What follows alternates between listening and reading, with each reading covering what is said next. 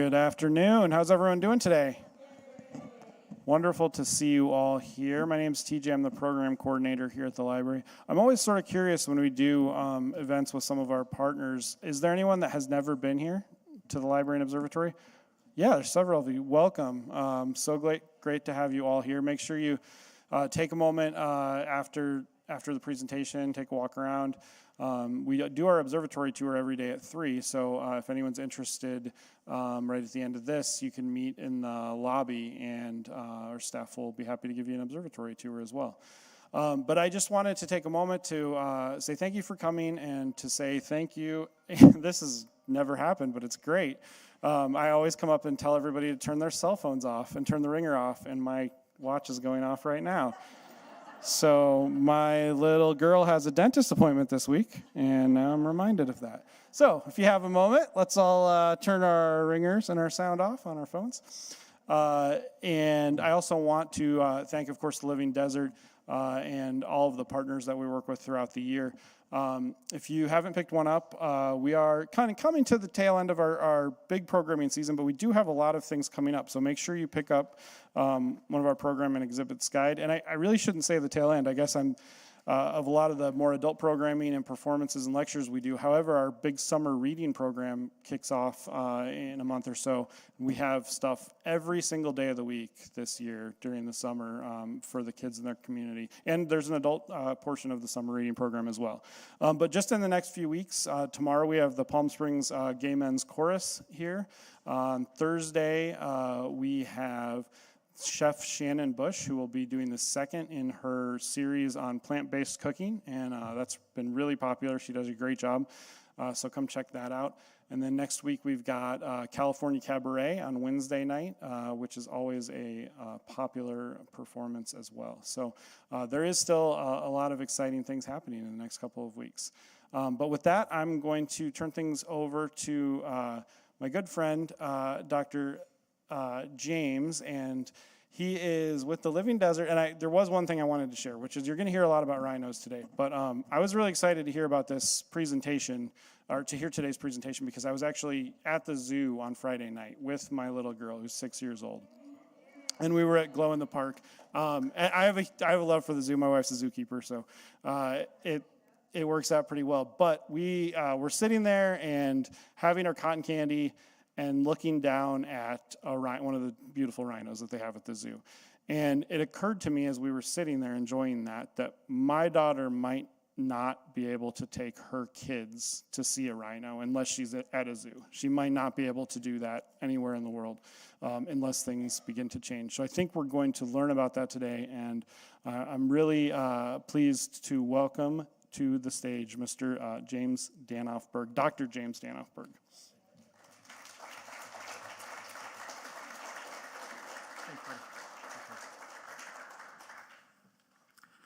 All right, hello everyone. Thank you all for coming out. And TJ's excellent introduction really does kind of make the urgency of what we're talking about here pretty salient. But what I want to share with you is that hopefully that will not be the case. Right? We are doing things, the collective we, are doing many things to counter the tragedy. And I'm going to share with you a little bit about the tragedy. No graphic images, just as a heads up, throughout, because there are unfortunately many that are possible within the rhino story, as many of you all are certainly aware. But there are many people who really want good things to happen for rhinos, want rhinos to continue for a bunch of different reasons, right? Sometimes monetary, sometimes personal, sometimes for the next generation, whatever. I will take whatever the hook is that people are interested in advocating for rhino conservation, and we will run with that. Right? So we're going to talk about some of what the problem is today. We're going to talk about several solutions. I'll tell you about a couple of the solutions that we're a part of at the Living Desert Zoo and Gardens here in lovely Palm Desert, California. And I'll share with you some of the news, most recent news from one of our major partners, which is the Black Mamba's Anti-Poaching Unit. Hopefully many of our friends here are very certainly familiar with the Black Mambas since they tell the story. We have many of our docents or volunteers who are telling the stories out on grounds. So if you want to know much more about the Black Mambas, you can also come and talk to these folks because they know. But anyway, so without any further ado, we'll proceed along. The chubby unicorns is a real thing. For many people, people who have done the historical studies of these, the best ideas for where that idea of what a unicorn is came from rhinos, right? So this is kind of a jokey term, the chubby unicorns, because they are a little more rotund than a normal unicorn is shown, quite a bit more powerful than a unicorn is shown. But rhinos are thought to be the reason why we came up with this idea of unicorns. Magical beasts that can make amazing things happen. This is my sole foray into graphic design. Thank you. Thank you for this. And I'm pretty happy with it. I started a nonprofit in 2016 called Helping Rhinos USA. This is an outgrowth of a partner organization that was based in the UK, and we brought it to the United States. And so I've been involved in rhino conservation for almost a decade now. They're very near and dear to my heart, very literally because I have a tattoo of them, not too far away from the heart. So they are chubby unicorns, and they deserve a lot of love. There are 5 species of chubby unicorns, of rhinos. Who's this on the top left? Black rhino, exactly right. How about on the right? White rhino. These are our 2 African species. On the bottom left, these get a little bit more dicey. Sumatran and Javan on the 2 sides. We'll clarify that in a moment. And then in the middle, Indian, exactly, right? So these are the 5 rhinos that exist in the world. There are only 5. There were many more in the past. Many more rhinos in the past. They lived across the northern hemisphere too, not just in Africa, southern Asia, and Southeast Asia, which is where they are now. In the past, before 1900, black rhinos and white rhinos, I'm going to focus mostly on the African species because that's where I work and that's where we work through the zoo. In the past, before the 1900, there were over 100,000 of both of these 2 species across the entire continent. Right? Entire continent. Now, there are many fewer. Black rhinos are listed as critically endangered. Even though in the not quite decade that I've been involved with them, their numbers have doubled. Black rhinos are actually a success story. Moderated success story, right? It's not a screaming, overwhelmingly positive success story, but it is a success story. They've dramatically increased in population.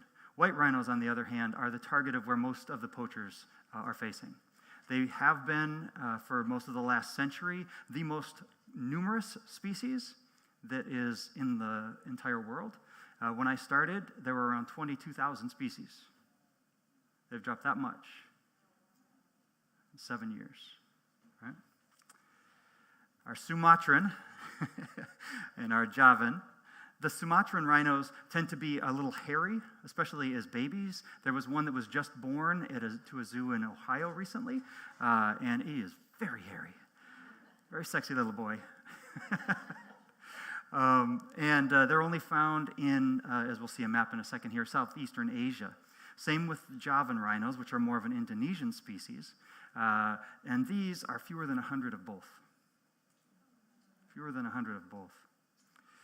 Indian rhinos used to be super numerous as well, somewhere closer to 100,000 before 1900. Now we're down to 4,000, although they, like the black rhinos, have been increasing in number over the last few decades. So that's good. It's a slow and modest gain, and only in a couple places, right? If you know Chitwan National Forest, that's where much of the population of these are in the northeast of India. So this is who we have. This is what we have. Fewer than 30,000 rhinos in the entire world, all 5 species together. That's tragic, right? So, rhinos are, of course, not alone in this. We'll come back to them in just a second for why they're declining. There are many other species all around the world, 1.45 million species that have been named. Many of those are in decline. Why is it that species are in decline? What are some of the reasons? Habitat loss, very important. Climate change, very important as well. We're really experiencing that here with our species here in the desert. What else? Poaching, of course, very salient for our work with rhinos. What else? To sell them, okay. So for poaching as well as for wildlife trafficking, other things, yes. Overuse, over-extraction, overconsumption. Diet, so people eating them, you mean? Yes, yeah.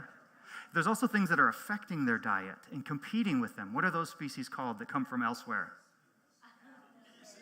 Invasive species, right? Invasive species that come from elsewhere, they become super numerous because there's nothing that can compete with them, nothing that consumes them. There's no predator of whatever that species is, right? Or no herbivore of that plant. We have a lot of problems with invasive plants in California, right? But in sum, all of those reasons, why are all of those things happening now? And particularly now. Someone said it.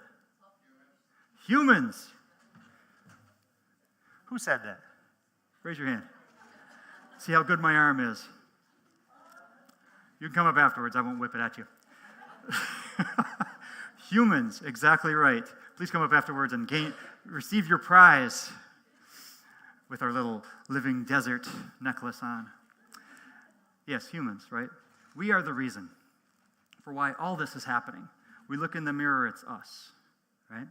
We are so super numerous now. We just passed a major milestone just a couple weeks ago. How many of us are there? 8 billion, right? We've entered into a different geological epoch, right? We are so dominant in number and affect things so much. This is a play. I didn't do this graphic design. Someone much more skilled. This is a play on, of course, the Las Vegas sign. We've entered a new geological epoch, the Anthropocene, which means human era, right? Because we influence everywhere. In the ocean, at the bottom of the ocean, on the land, at the top of the land, at the highest places, right? So we are the determinants of the future, right? Because we are the reasons why they're declining.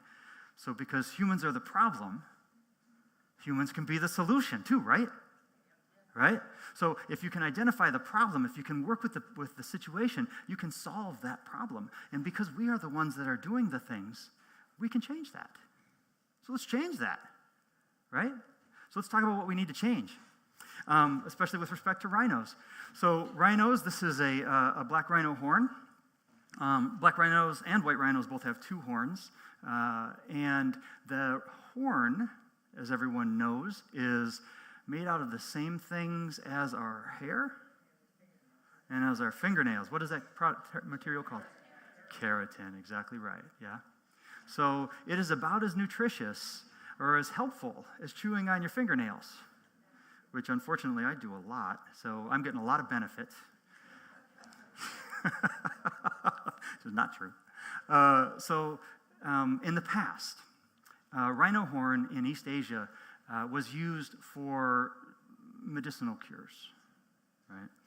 Pains, minor aches, those kinds of things. About as effective as a baby aspirin. Maybe less, based on some medical research that's been done, right? About as effective as a baby aspirin. So you want to go and risk your life, pay massive amounts of money, probably kill some people in the process, and definitely kill one of the most amazing animals on the planet for a baby aspirin equivalent? You know, you could chew on the leaves of a willow tree and be as effective, right? That's been the past. That's how East Asians have used it. It's been very prominent in Chinese medicine, ancient Chinese medicine, for millennia, right? Most recently, there was a study done in the early 2010s, 2012, I think, by a young man who then was a student at Yale. And he went to China, surveyed people, he was Chinese himself, surveyed people on the street, talked to hundreds of people.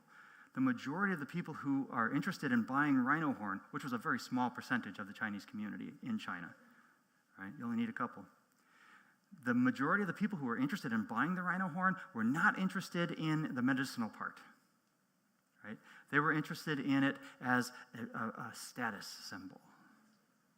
It's the Mercedes of China. It's the Bentley of China, right? So that, in any case, whatever the motivation is, whether it's for medicine or for status, the value of a rhino, let's see if I can make this work here, is insanity.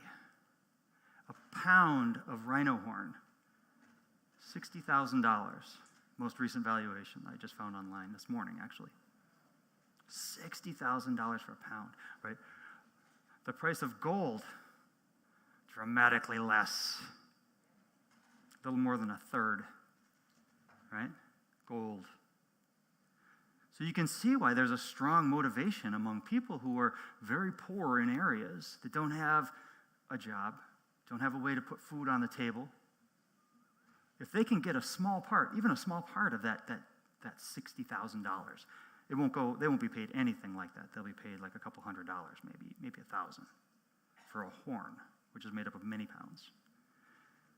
But if you're starving and you got a family and it's that valuable, you have no other options. What are you going to do? You're in a country with minimal to no social net, right? Safety net, excuse me. So,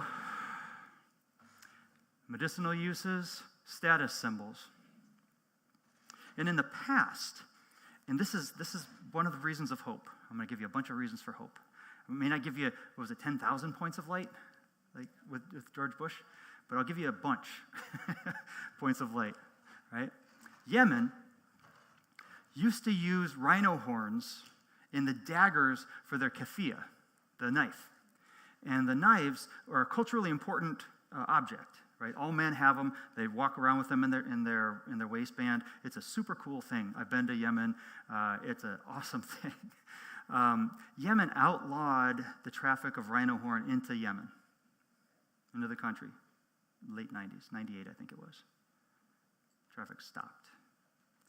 The dagger handles now, I have one of these actually in my office if y'all want to see this later on. The dagger handles now are made out of other things. They use cattle bone, they use cattle horns, they use that stuff that you always find at the Grateful Dead shows. What is that stuff called?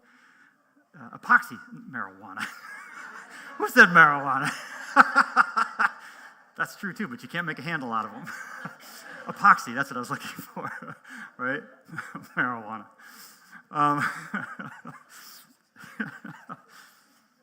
True. This is not a non-issue now. Rhino horns don't go to Yemen at all. There are solutions, right?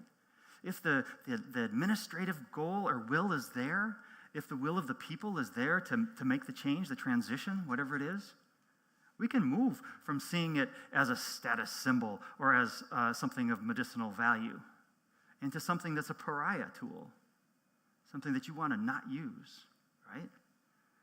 China is making efforts. It's the truth. They've made a lot of efforts. It's outlawed. You can't traffic legally rhino horn in the country as of just a couple years ago. Now let's enforce that, right? It's still happening. It's still happening. Fortunately, much less so lately. In 2022, the last 3 years, COVID was the lowest poaching since it started to ramp up. When I started helping rhinos in the U.S., it was one of the worst years in history for rhino poaching, right? So there were 22,000 white rhinos in South Africa. Well, in Africa, almost all rhinos are in South Africa. A few thousand elsewhere, maybe not even that much. Almost all rhinos are in South Africa. And so this is from the South African Department of Forestry, Fisheries, and the Environment. And you can see that there was this incredibly maddening trend of increasing. The worst was 2014. There started to be bans put in China.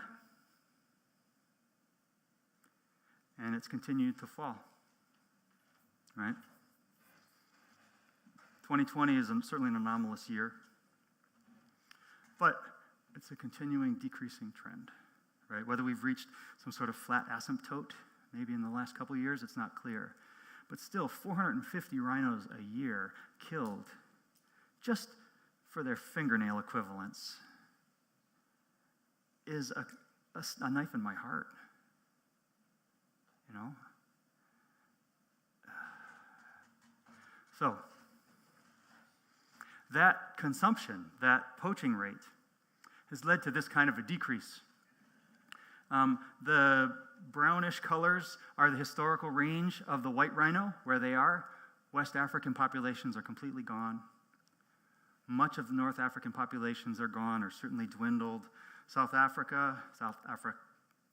Africa is where they mostly live, and mostly in South Africa. Same for black rhinos, which are super fragmented.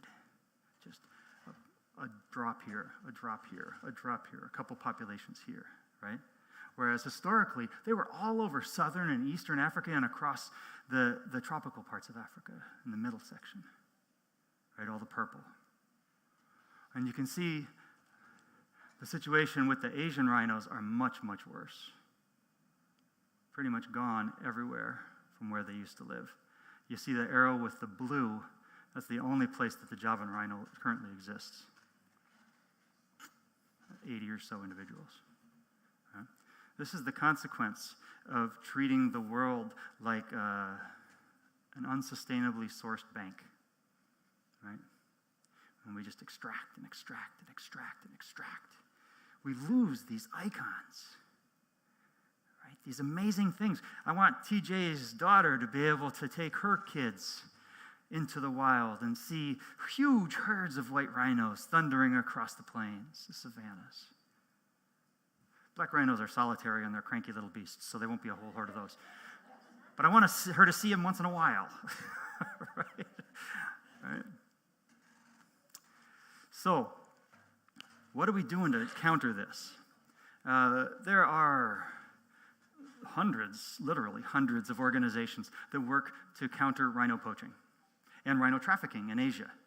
That's not something that we do much at the Living Desert. The logos up here are all organizations that we work with. Some very directly, well, we've given money to everybody up on the screen, for one thing. We work very directly with many of them. With WCN, I've done a bunch of trainings for. Zakuma, we gave them a big pack of money to be able to reintroduce black rhinos into that area of Chad. This is a national park, Zakuma, a really beautiful place in southern Chad. In South Africa, we're working with Will Folds, who's come and spoke. Most all of these folks have spoken at our zoo, too.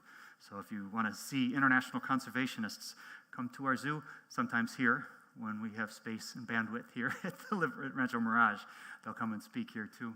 So Kareka Foundation, Old Pejeta Conservancy, I've left off a bunch I'm realizing right now. The Zululand Rhino Orphanage, a major partner of ours that takes poached babies whose mothers were killed, rears them to health to be able to release them back out. Right? But who I want to talk about today are these two, right? The mambas and the bush babies. Not the snake. I'm not going to talk about snakes. So if you're snakeophobic, I forgot what that term actually is, but it's not that. No fear. We're not going to talk about snakes here. So we're going to talk about these two organizations that, from my perspective, are transforming how rhino poaching is countered in fundamental ways. Many of these other organizations are doing the same thing. This Kareka Family Foundation is an amazing organization that works with communities. I love them. I want to do much more with them. They are an amazing group of people, also in South Africa, too.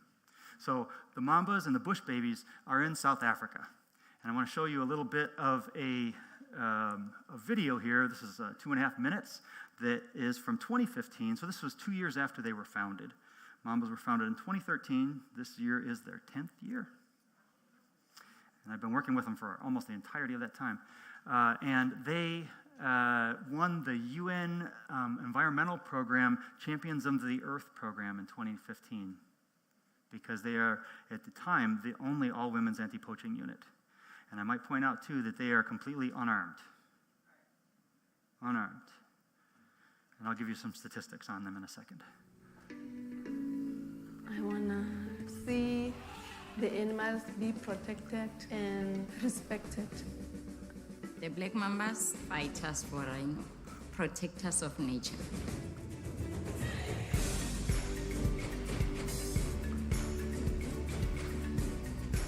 Poachers, they try and come inside. We patrol the fence, checking all the boundaries. We go around the field and sweep looking for snares. When we go to the camera, we take the pictures from last night.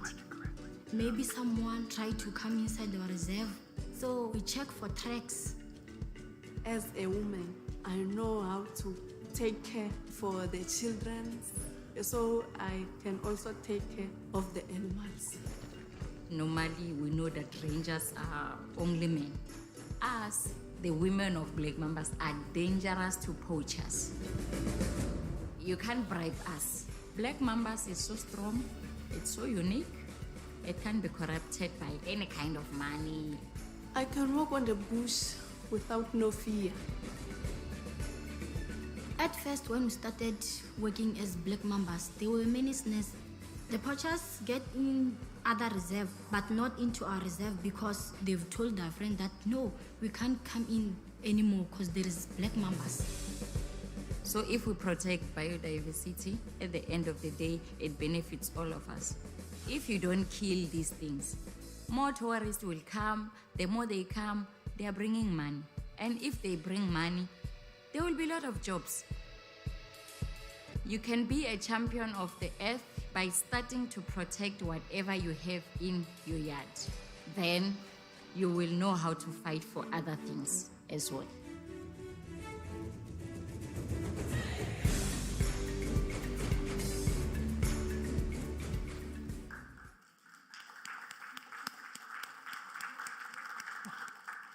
So it sends chills down your spine, doesn't it?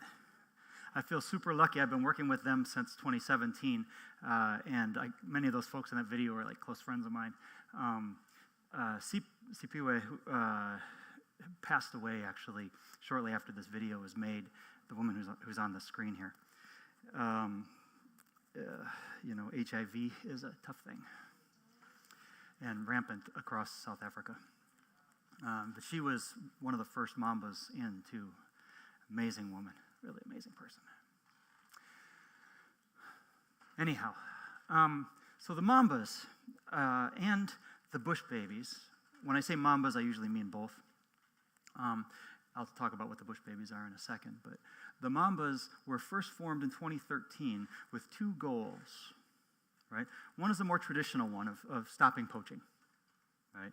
Stopping the ingressions of the poachers into the habitat, into the landscape, so that they would not kill the animals. Direct confrontations.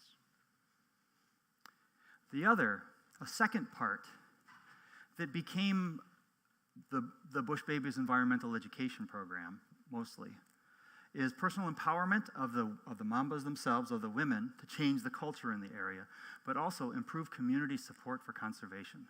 Right? So what I call community-based conservation. So working with communities to make certain that they benefit by the conservation, so that they are at a minimum not harmed by the conservation efforts, that they get benefits from the program ideally financial, sometimes food, sometimes cultural, right? And I'll share with you what the things were that the people say are the most useful parts of this appeal, right? But in any case, there were these two parts, the anti-poaching part and the community-based conservation part, building support for conservation among the communities. Right? The mambas were, I don't know how your African geography is, but South Africa is the tip of of Africa. Bulule is on the northeast. It borders directly onto Kruger National Park, which is this whole eastern stretch. It's one of the most amazing national parks in the entire world. If you get a chance to go to Africa, please consider Kruger, because Kruger is an amazing place. The ability to work there for so long lately has been just a godsend. And the women work, so this is Kruger in the light green on the far right of the screen. East, West of there, in the dark green, is the Bolule Game Reserve, which is a patchwork of land that is owned for different purposes. Some of it is owned by tribes in the area, the Majestic tribe in particular. Some of it is privately owned by foreigners who own land there and have summer homes. Some of it is a game reserve that has lodges on it so that people come and stay on those lodges. It's a whole patchwork of landscapes, but they're all connected. And in 2012, they took down all of the internal fences within Bolule, and on the east side of Bolule, all the way to the Mozambique border. So an animal, an elephant, that starts at the border of Mozambique in Kruger and goes west is somebody that could have scared the hell out of me while I was walking through the forest one time, right? Because there's no boundaries. This is a game reserve, another game reserve to the east. This area down here is another one. All of this area in the east is all private game reserves. So it's all open natural spaces. Very large area, and they have been patrolling there since 2012. They are quite impressive. They always wear camel when they go out. They are always very well made up when they go out. Their hair is perfect. I have spent a lot of time waiting for the perfection to be achieved before we go out, when things must be properly done. So they patrol on foot, even when there's a hat on. That hair is perfect underneath there, I'll tell you what. And they're really lovely women, inside and out. They walk the boundaries. They walk the perimeter about 10 miles a day. You want to get your steps in, you'd be a mamba. They are unarmed. That's against the big five, the big animals that could possibly kill you, as well as the poachers. Right? They are unarmed. They are very well trained on first aid, on confrontations, on de-escalation skills, on how to avoid sticky situations with wildlife, all the important things, survival training. A lot of their work, in addition to checking for poacher sign through the fence, is checking for snares. Right? And if there are snares that have been found because poachers have come through, it's tough to keep a completely closed border, of course, on that large of a landscape. Some do come through sometimes, and they set the snares. They take those snares out, and they give them to another organization that uses them to make snare wire art. So it's repurposed for the good. It's then sold. Local community makes the things. They get the profits. Again, make conservation financially beneficial, right? And they can strike a real badass pose if they need. Since they have been formed, they used to come from 4 communities that were the source of where it was suspected a lot of the poachers who were coming into Bolule and Kruger and a bunch of the other private game reserves in the area. So poacher communities, which is not a term that I like, but this is one that's used a lot there. And most of those communities were in the south, and I'll show you a map here in a second. Looking for poacher ingression is important because most people, when they come in, the illegal hunters, they'll cut the bottom line of the fence. They won't go in then, but they'll cut the line, and they'll see if it's not patrolled. If it's there again the next day or 2 days hence, then they'll come in because they know that area is not being patrolled. It's safe, right? So when they see the cuts, they fix the cuts right then. It's sort of the broken window theory of policing, if you're familiar with that. If you let a broken window stay in a landscape or in a community, there'll be a lot more broken windows because everybody will think, well, nobody cares here. I like to break windows. Right? So we try to stop that. Here's Spiwe again. And this is Luane Maifala, who is a very good friend of mine. She was the founder of the Bush Babies Environmental Education Program and has built this from like nothing into this amazing effort where now it's in 10 communities, and they work with over 1,000 kids every day, or at least every week, across these 4 communities in these 10 different schools. It's an amazing program. They teach kids about the value of wildlife, the importance of keeping these animals nearby for all of the benefits, the financial, the personal, the long-term benefits. And the kids then become advocates. Anybody who's ever had a kid or a grandkid come home and say, we're recycling? You'll know the impact of what a kid will do once they get a bug in their ear, right? And so these kids are transforming communities, as I'm going to show you, because that's the short punchline of what our evaluation studies have shown. Right? So in the time that they've been active, there's been an 86% reduction in poaching in Bolule. 86. And did I say they don't have guns? There's no guns, right? 86%. Even more remarkable, rhino poaching is usually done by heavy machinery, heavy weaponry, right? Reduced by at least 60%. And this was a number from before COVID. We don't have a post-COVID number, but it has been much lower, as you saw with those numbers, right? The rates. They are often the sole breadwinner in their entire family. It's part of the screening process, actually. Mambas are hired because they are likely the sole breadwinner in their whole family. In this area of South Africa, there's about an 85% unemployment. It's insanity. Like, most people are unemployed in this area. The vast majority of people are unemployed. If they're employed, they're usually employed by the mine nearby, which is not the most environmentally friendly skill. So that second part that we were talking about, these are some of the evaluations, these two at the top here, of the impacts of the anti-poaching efforts. But in 2017, when I started working down there, I was talking with them and I asked them, so have you evaluated the social impact? Have you looked to see whether you've changed the hearts and minds of the communities? And the person who founded this organization is a friend of mine. You'll see a picture of him in a little bit, Craig Spencer. Got this kind of blank and panicked look on his face. He's just like, no. Do you want to do that? So in 2018, shortly after I started at the zoo, I started in November of 2017. In 2018, Living Desert sent me down there and with this group of folks.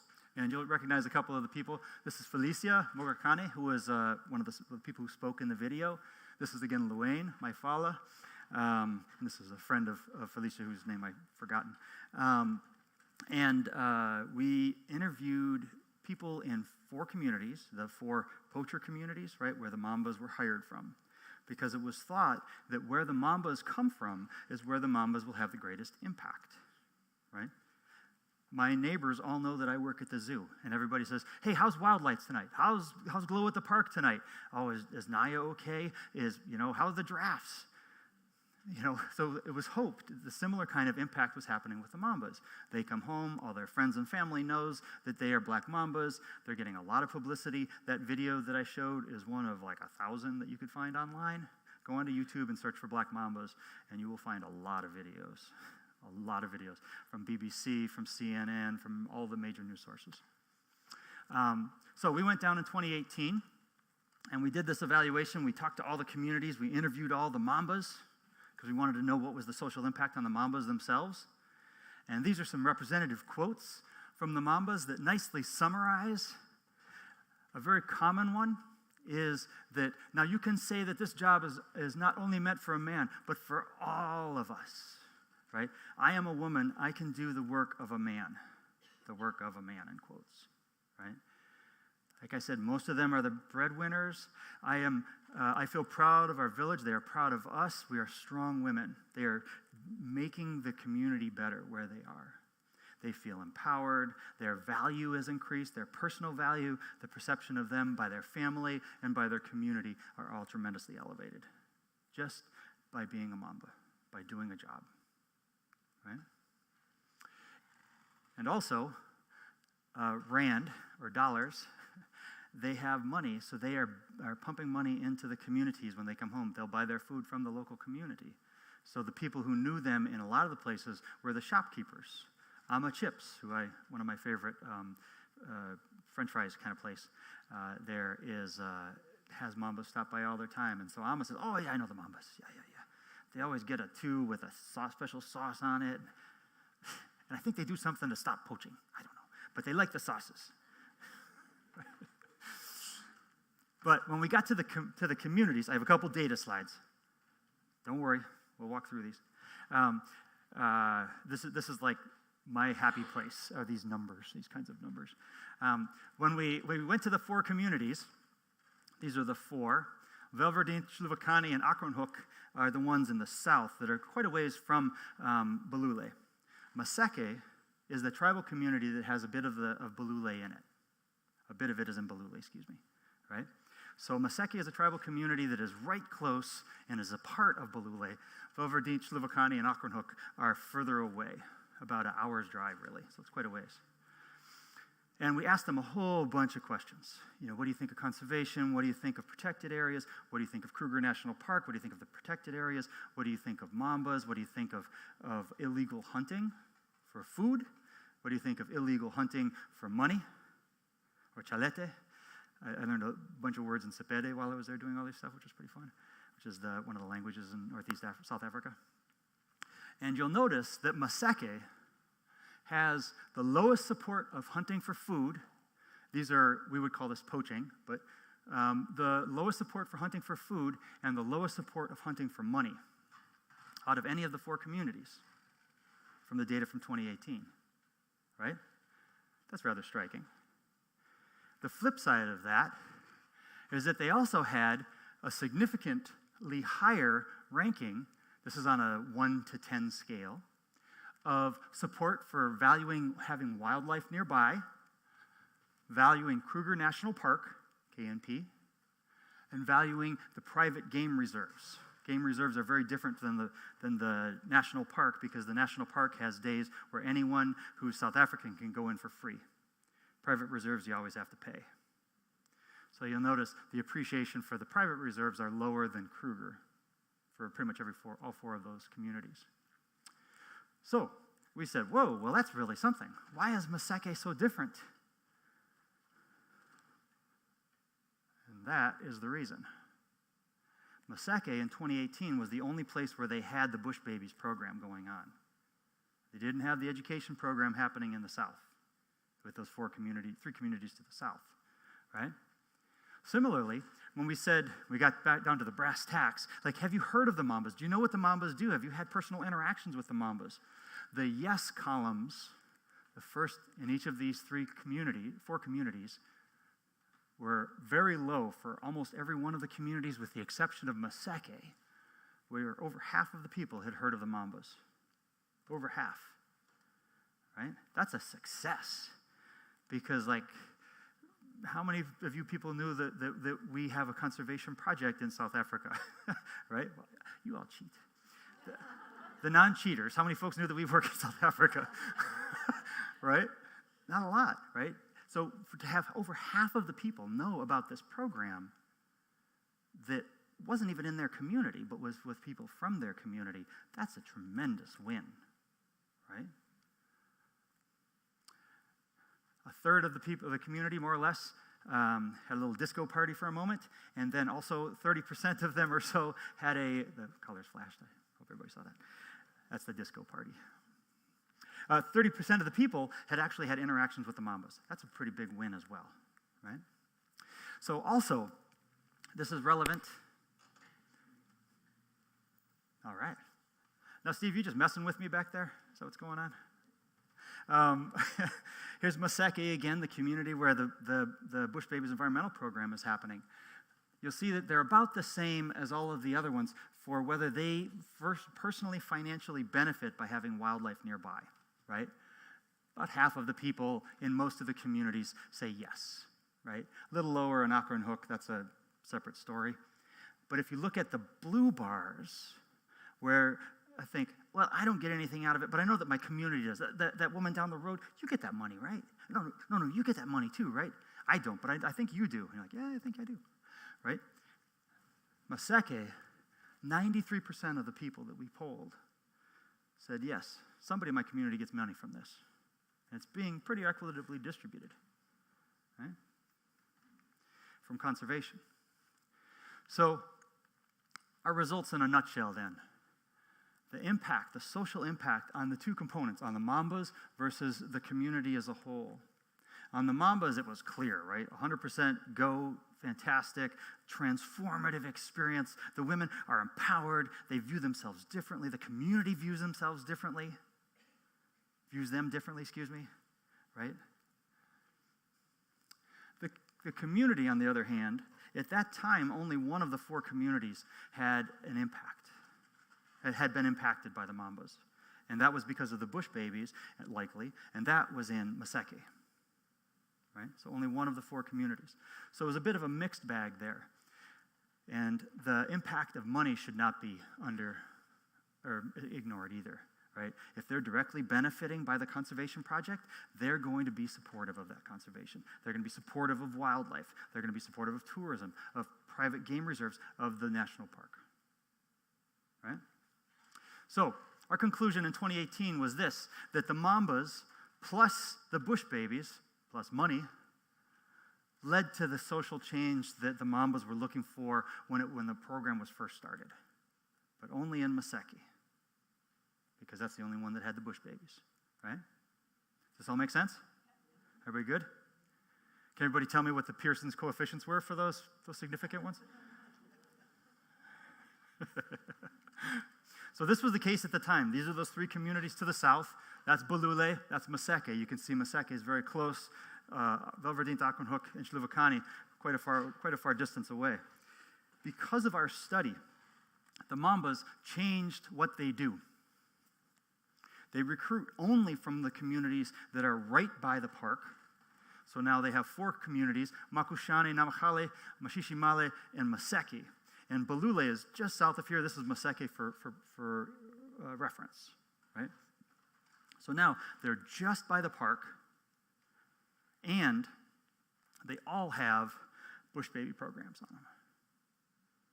Those are the schools. They are in these 4 communities, and this is where they recruit all the mambas from now as they go forward, right? There's always turnover in any organization. They recruit new people from the communities that are close to the park, where there is bush babies programs, and where there's a long-term presence in the kids in the schools by the mambas and the bush babies. Does that make sense? This was a huge change. And whenever Craig Spencer, one of the people who started this program, whenever he talks about this change, and he talks about it quite a bit, he always says, that it was all your work. It's all your fault that we had to make all these changes, Danoff-Burg. I think he's grateful. I don't know, No, he's very grateful. But the work that we did changed how the Bush Babies program, or how the Mambas program, how the Bush Babies program, how conservation is happening in and around Bulule Game Reserve, right? That's transformative. So, then 5 years passed, and some things happened, COVID, stock market plunges, China taking over Africa, lots of mortality. COVID really hit Africa very hard. Many of you probably know of this. In addition to what the Mambas had been doing, because they couldn't really go out and do the education programs because the schools weren't meeting during COVID from 2020 until early 2022, actually. They didn't have school, those kids, for most of that time. They started a food provisioning to the communities. So they built a greenhouse, they grew vegetables, and they shared that with the community. It's like another social outreach, a community-based conservation effort to try to improve the well-being of people so that they knew that this was coming from a ranger anti-poaching unit and an education program to help your kids out, right? So it's not just education, it's not just slowing or stopping poaching, but it's also directly feeding people. It was really innovative, really breakthrough, because the government of South Africa was unable to do this. The economy in most of tourist-dependent Africa, which is a lot of the places that many of us love so dearly, including South Africa, plummeted. Their income went to nothing, especially around Kruger and Bulule and all the other private game reserves there. Tourism was closed in Africa for years. Imagine what that would do to us. If golf courses, all of a sudden, were no longer allowed to happen here, right? Imagine what that would do to our economy, right? I'm not a golfer, but it would crush it. Same thing with tourism. It was an important component of the economy in that area of South Africa. Since it didn't happen, it crushed that economy. It was really super hard on Africans. And you remember the biggest dip in the rhino poaching was during COVID. Excuse me. Which is remarkable because people had nothing and they weren't poaching. That's a sacrifice on their part. Bush Babies program started up as soon as it could. Most of the food that they distributed went to the families that had kids in the Bush Babies program and affiliated family members to try to continue that contact. They would distribute ideas for activities, keep your kids engaged, that kinds of things. So Craig asked us to come back 5 years later in late 2022, last year, November and December of last year. So myself and Katie Shaw, Katie was over there for a very long time. I was over there for just 3 weeks. She did an amazing amount of work. And she's my colleague at the Living Desert. So we went out and did pretty much the same thing as we did in 2018, but with the focus on the new communities, as well as one of the old communities as a baseline, right? Or a comparable community to that old communities. So we went to the 4 that have the Bush Babies programs in it, and from where the mambas all come, as well as another baseline community that doesn't have a Bush Babies program from where mambas aren't recruited. And tried to understand the same thing. Asked very similar questions. What do you think of poaching? What do you think of animals nearby? What do you think of conservation? What do you think of the game reserves? What do you think of Kruger National Park? Right? Are you benefiting from this? Well, the short of it is that many more people are aware of the mambas. Many more people are aware of the Bush Babies this last time than in 2018. Many, many more. It was a dramatic increase over all 4 communities.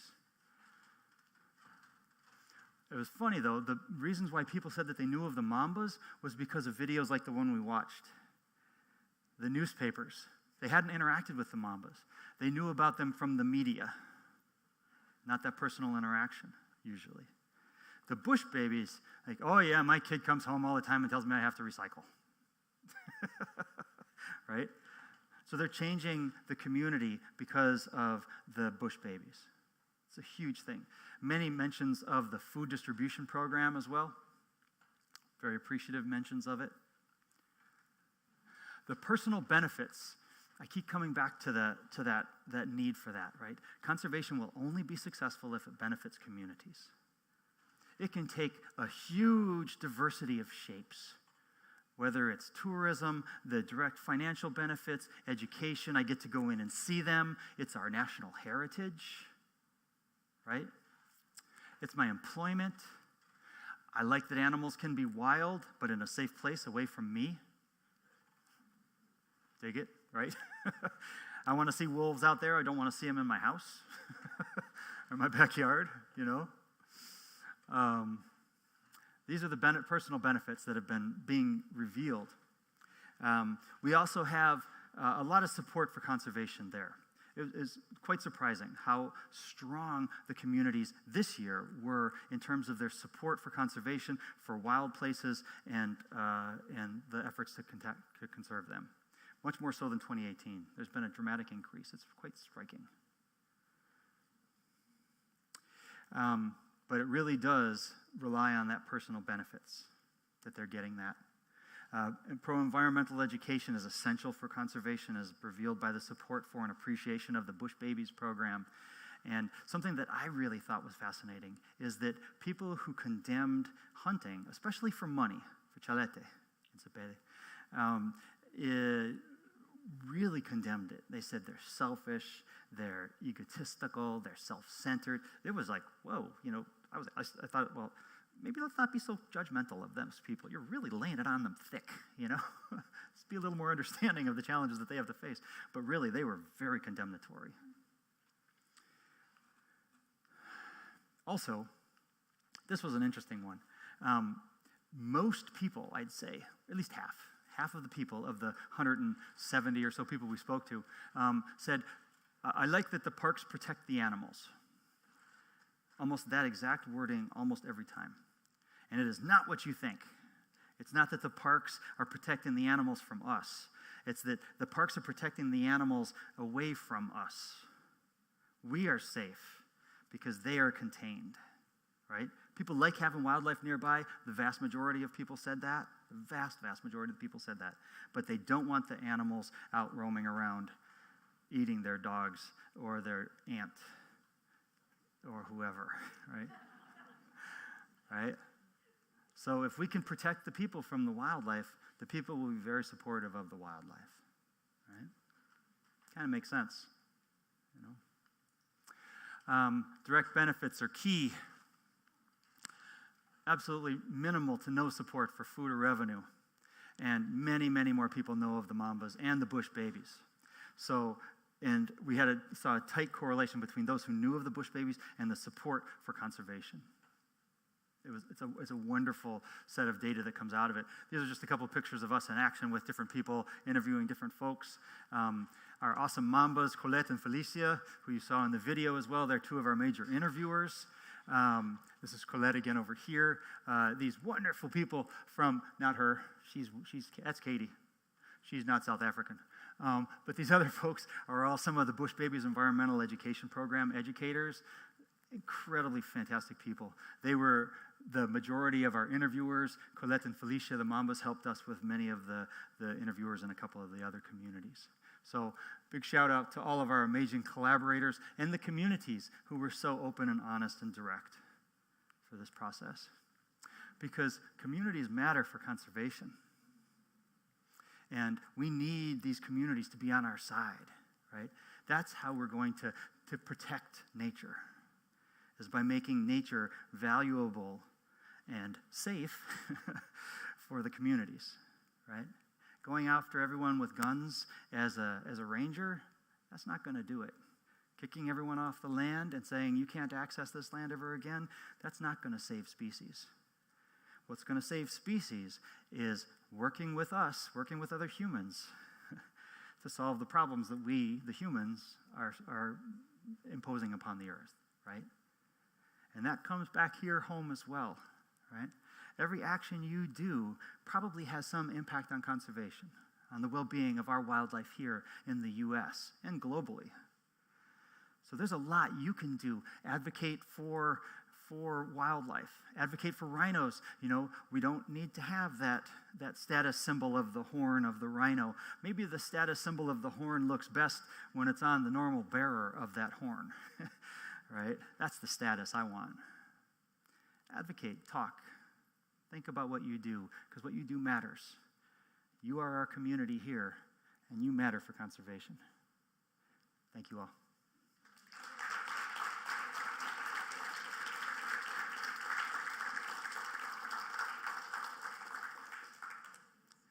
TJ, do we have some time for questions? Rock and roll. Yeah. Yes, sir.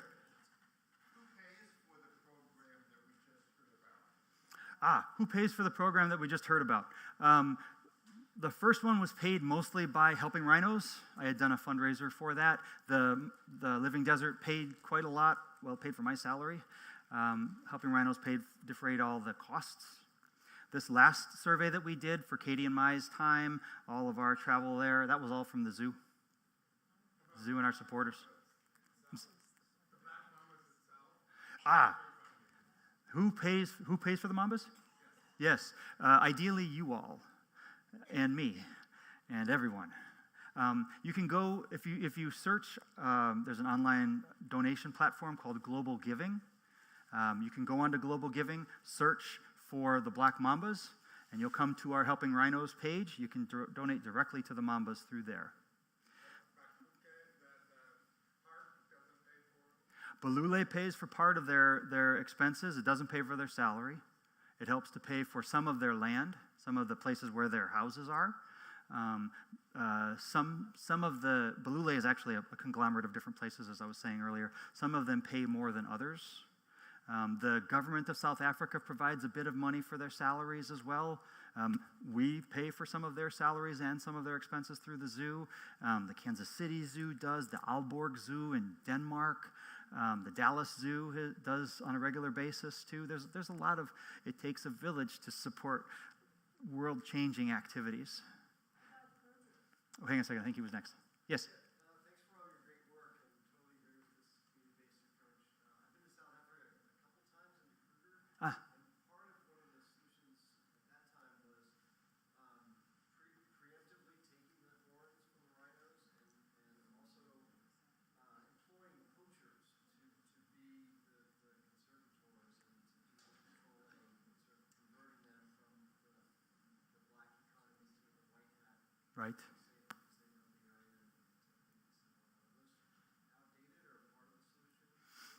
You know, we want as many tools as work, and every tool works in some situations. The dehorning effort has become increasingly common as part of a lot of places. It's a traumatic event, you know, to be honest. I've participated and helped a couple of dehorning events.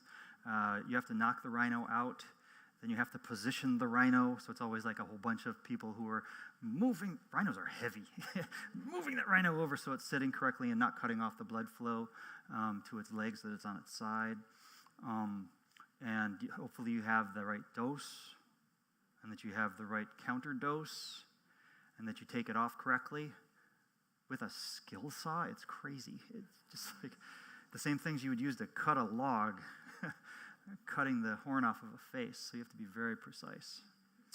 But yeah, it's a useful thing. There's a lot of other people put dyes in it. They put tracking devices into the horns to be able to track the horns. You know, hiring poachers to be a part of the monitoring is sometimes productive, depends on who the person is. Sometimes it's very much the opposite of productive.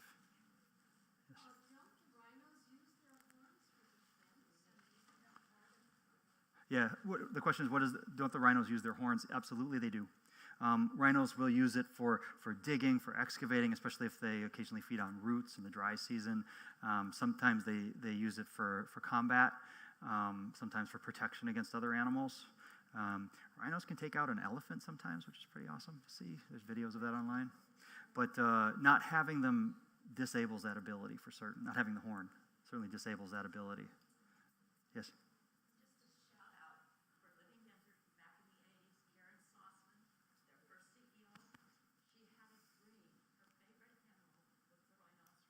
Was it really? It was. I worked with her then, and she would be in total tears and awe. She's in. Yeah. Well, I think we are in tears and awe of Karen. She, for those of you who don't know Karen Salzman, she was the founder, really, in a lot of ways. She was the first employee and was the director of the Living Desert for 40 years. She was one of the founders of Sahara Conservation Fund that works. The project that we did in Chad was in no small part because of her work with SCF. She's an amazing woman. Really, just world-changing. Yeah, absolutely. Yes? Hi, can you tell us a little bit about how Naya and Jolly and your plans for them factor into all of this? Sure. So the question is about our rhinos, or our babies, Naya and Jolly. Naya is our female, Jolly is our male. They came from two other zoos. We don't take our animals from the wild unless they're injured, like hit by a car, and we have to nurse them back to health locally. Obviously, we're not taking a lot of rhinos into our care. They're not on 74. You know, they're not like a bighorn. They came from the Potter Park Zoo in Lansing and from, I think it was Cleveland Metro Parks, right? Yeah. I have to check with our volunteers who know this stuff better than I do. And so the goal is, we got them very young. The goal is that they will continue to mature and not be in contact with each other very much directly, because we want them to see each other as the sexy boy and girl next door, not so much like brother and sister, you know, so that the long-term goal is that they'll have babies and that we'll have little rhino that's running around, little calves with their huge saucer-sized feet. Ugh. They'll go to other zoos because they're growing in a zoo. It's very difficult to release a animal that's been reared in the zoo in that setting for so long out into the wild. You know, so almost all of the animals that we breed at the zoo go to other zoos.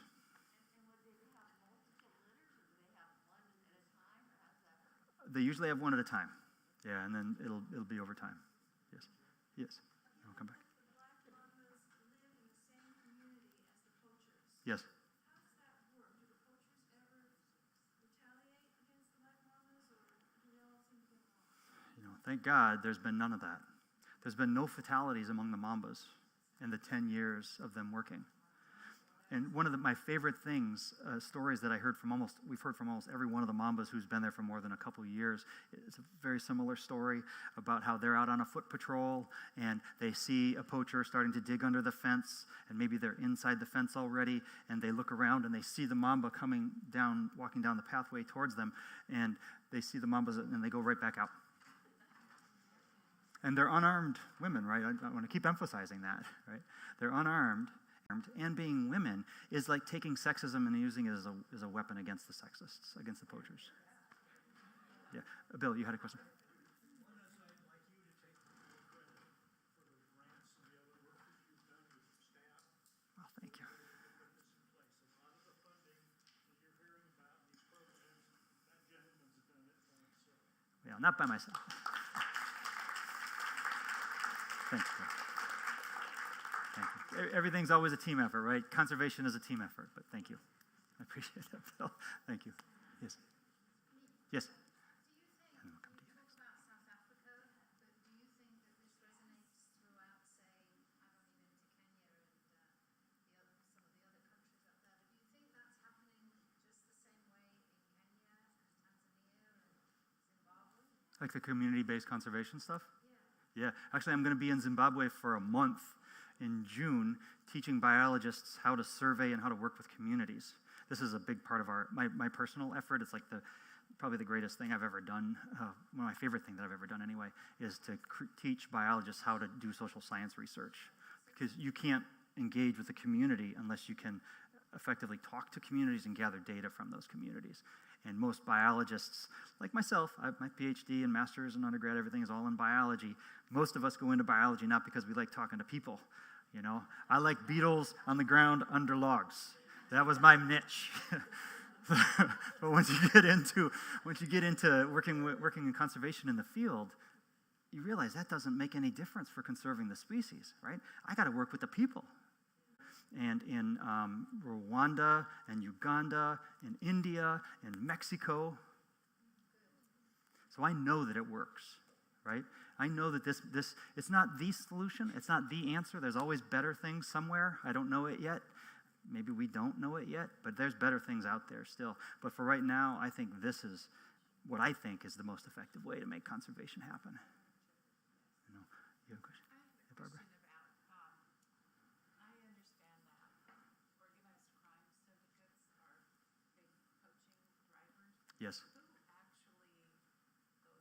actually goes in and kills the animals? Do they recruit from those villages? Do they bring foreign people in helicopters? Or who the actual... Right.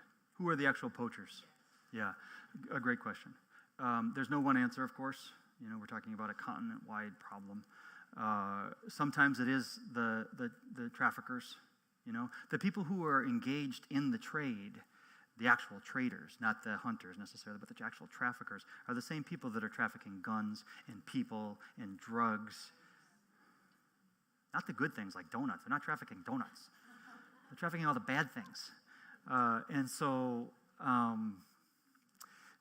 it can be that. It can be them. They go in themselves. They never use helicopters because that's easily detectable. It's always done on foot. It's never done on a vehicle. Sometimes they do recruit. Often they do recruit from not necessarily the communities, but from people who are like temporarily in the communities, aren't tied to the communities, right? I said that there was a mine in this area. The people who work at that mine come from Zimbabwe and Mozambique and Zambia, but it does what it can. They have to keep people employed and fed and alive, and an electrical system that is just completely crap and breaks down on the regular. They can't spend enough effort on protecting the animals. Poaching is not very low, but it is not the top thing. Yes, and then you.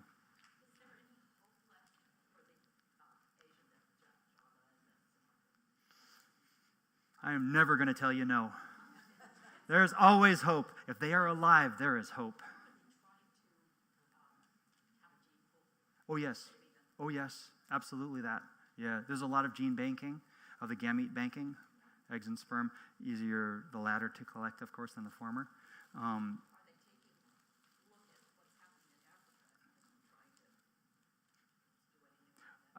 We are doing everything you can think of, and probably many more things than certainly I can think of. It's a crisis, and there are people whose whole life is this. There was a question over there, and I'll come to you next. Yes.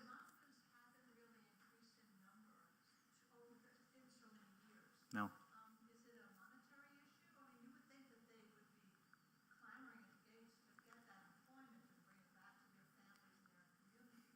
Yeah. Yeah. The question is, has the mambas haven't increased in number, and it is entirely a financial thing. The financial model that works well for funding this, we're getting closer. We have a new thing that we call the Black Mamba Alliance, and there are a lot of zoos and different agencies. Balule is one of those agencies. We, Kansas City Zoo, Owlberg Zoo, all those ones I was mentioning earlier, are members of this alliance, and we pledge to give a certain amount every year that will go to their salaries so that we'll at least cover that. And then the programmatic costs are much easier to raise. People are more excited about some campaign than it is paying somebody's dental bills. So yes, I think you're next. And then Are there any efforts to reduce demand for? Yes, for the horn. Yeah, absolutely. The question is, are there any efforts to reduce the demand for rhino horn? 100% yes. Yeah, Wild Aid is really involved in this. If you've seen them, they're based out of San Francisco, but they work all around the world. They have very aggressive campaigns in Thailand, in Vietnam, which is unfortunately the epicenter of trafficking. Most things go to Vietnam first and then up to China or other countries in Southeast Asia. It's, there's only so much you can do. There's a lot of confiscations that happen. We have a surprising number of confiscations in the United States. Surprisingly more than many other countries, most other countries. More than just a few, less than just a few. I think next here. Yes? One comment that gave me hope Yes. is that we ran into another group of women Yeah? that are like the Black Mamas, and they made very clear we're not the Mamas, but they're doing the very same thing in Botswana. In Botswana. So we've got some knockoffs. Fantastic. Yeah, and there's an organization in Zimbabwe too, the Ashinga too. They're armed. The Ashinga are. Oh, were they? Yeah. Yeah. The men who probably founded that organization are limited by what we can think of. Yeah. Yeah. For me personally, I'm not crazy about the escalation, the arms race. Everybody just gets a bigger weapon and then more people die. We need to de-escalate at some point, and that's something that the Mambas I think really nicely model. There's a question. I was going to ask, do we have a percentage of the new rhino encounter? How much of that is going directly to the Mambas, if any, so that we can use that for interpretation? All right. So at the zoo, we have this new thing that you can, what do? You feed them and you brush them? Is that right? Feed them and pet them. To get to touch a rhino is a transformative experience. It's not something you're going to be able to do almost anywhere. Highly recommended. And I don't know what percent, and I know how much we send to the rhino or conservation organizations. Yeah, a lot of the money does. I mean, we get it from somewhere, and that's a big source of it. This is, again, what I like to remain blissfully ignorant about. Any of the business stuff. How much does it cost to go to the Living Desert? I don't know. Ask them. They'll know. I don't know. How much is glow at the park? I don't know. Did you have a question, too? Can you tell me, under the SSP, this breeding program, Yes. there is a finite number of black rhinos in zoos Yes, there is. in the States. So how do you maintain genetic diversity? You take a finite pool, and I understand the logistics of matching them the ones we have. Right. But don't eventually, they're all related to each other, aren't they, at some They become related to each other, yeah. So all of the animals almost all the animals that you'll see, almost all the rhinos that you'll see in zoos in North America, all came from other zoos in North America for the most part, right? There are some like emergency interventions where a country is going to do a major killing of them, and they might be shipped out to ideally another country in Africa and stay wild, but some do come into zoo worlds in different places. I'm not much of a fan of that myself, but it does happen. So the question is, how can you manage that population, which is going to have increasing levels of inbreeding because there's only so many individuals in the population, and there's only so much of a diversity you can continue to maintain until everybody's second or third, until we become Iceland, more or less, right? Where everybody's related to everyone. There's a joke in Iceland that when you go on your first date, there's an app, really, that's maintained by the country that shows how closely you are related to any other person. So, like, if we go out on a date, you plug in my name, I plug in yours, and they say, oh, third cousins. How do we feel about that? You know? Eventually, the rhinos are going to become like Iceland. You know? So, you know, I don't know how to go from there. Again, that's not something I'm not involved with, so. Yeah? Cincinnati, I think. Yeah. Okay. Well, sure. They told me that Naya's mother is the last rhino in the United States who was actually born in Africa. Oh. So she brings a wild genetic. So Naya is going to be really important for future breeding. Yeah. Awesome. Do you have a question? Hi. Are they the same? Are rhinos' horns and elephant tusks the same? No. People often think of horns and tusks as being made of the same materials. Horns are made out of hair, right? Nails, more or less, that grows up, like if you had a really bad wart on your nose. That's what a rhino horn is, basically all the hair coming off of it. But an elephant tusk is their teeth that grows out, their teeth. So it's dentine. It's the same things that we have on our teeth. So when they're killing elephants or cutting horns off, that's the tusks off. That's what they're doing. Yeah. So very different materials. Both heavily trafficked, of course, to the same markets for very similar purposes. Artistic in both. TJ, how are we doing for time? We okay? Or do we have a hand? Usually wrap up after about a little over an hour, so I'd say if anyone wants to stay and ask any further questions, you can hang out, and we'll wrap up. All right. Yeah, thank you all. Thanks for coming out.